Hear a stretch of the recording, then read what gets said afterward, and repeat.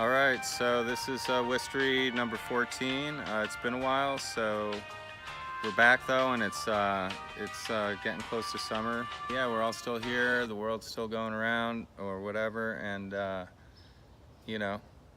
we're going to talk about a topic that I studied back probably almost a year ago. But then we were starting to talk about it as a topic we could use here today. So today we'll be talking about some child actresses who have worked for certain producers and executives in the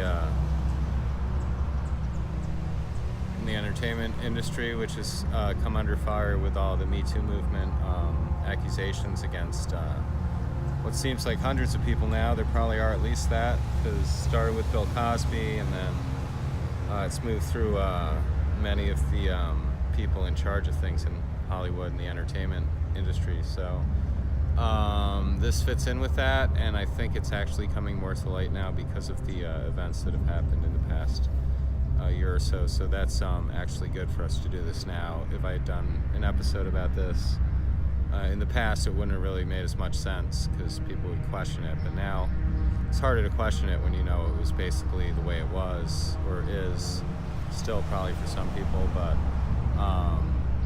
just hearing the stories coming out now on NPR in different areas that I listen to every day, I hear a different victim come forward and talk about it. The Madonna movie back in the 80s, and then she was in the movie with John Travolta. Trying to think, it wasn't Kill Bill, it was the other one. But she came forward saying she denied the list of 10 women that are the highest up in Hollywood that did do it. So that's how they got there, I guess.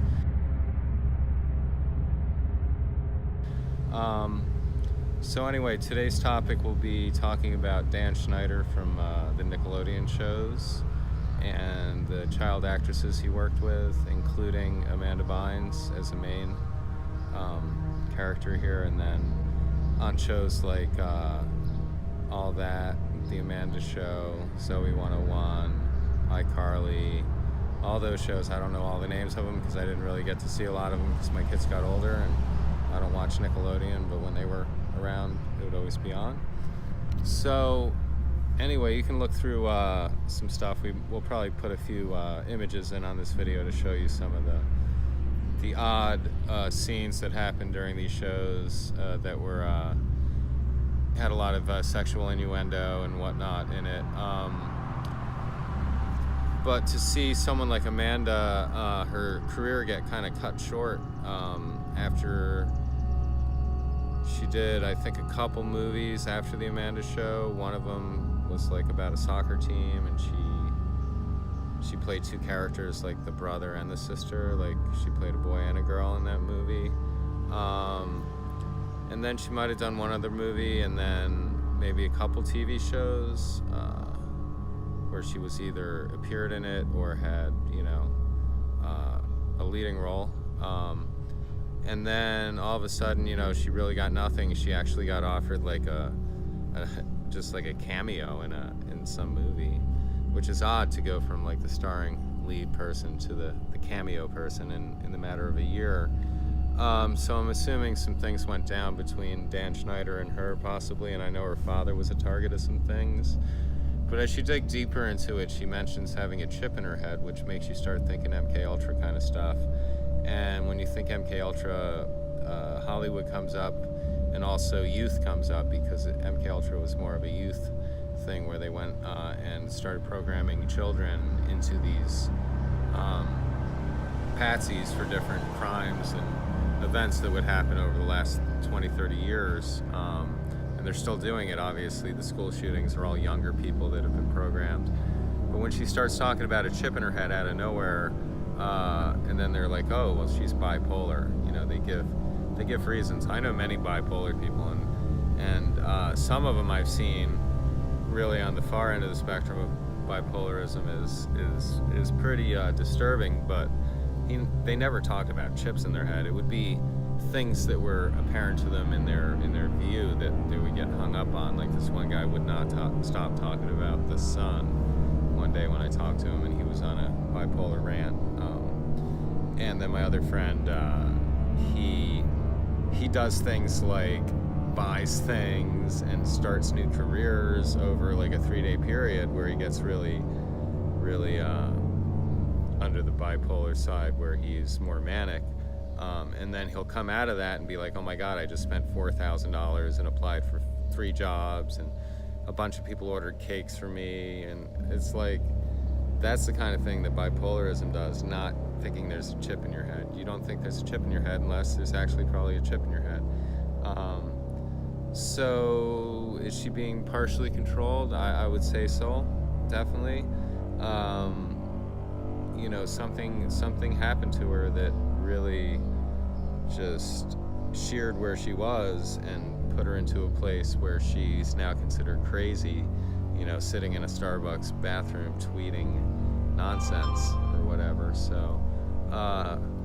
So basically, you know, I don't know why I had an interest in her in the first place, other than, you know, hey, I'd seen some of the shows and I remember the movie, you know, from showing it at school, like a sub would show it or something for my class, and I remember watching it once just to make sure it was, you know, suitable for the classroom. And you know, but now that I think of it more, you know, she needs help. Like, she needs people who believe that, you know, the government, the MK Ultra, and that the people in charge of the children in LA in the entertainment industry are held accountable, and for it to stop happening, basically. So that's why I've taken an interest in it, and I would even go as far as reaching out to even interview her at some point, because I don't know how the hell you would do that.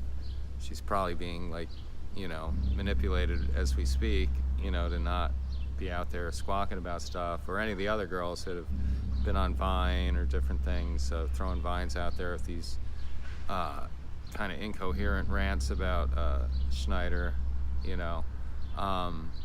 You know, some stuff happens, some abuse happened, because when someone's that traumatized, there's something going on, and that's something I actually do with, to go back to the original episodes we did on cannabis and legality in Massachusetts.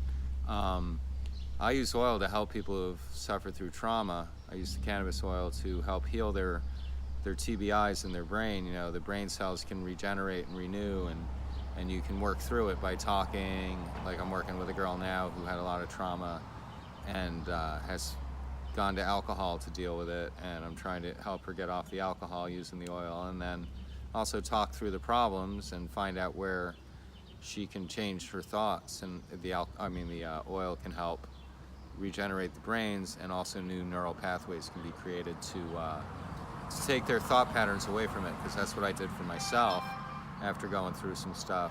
I definitely feel like I've come up with some coping strategies where if I start thinking about something too much that's negative and it's going to make me feel bad, I immediately find something to fill that space, other thoughts. And it's hard to do, honestly.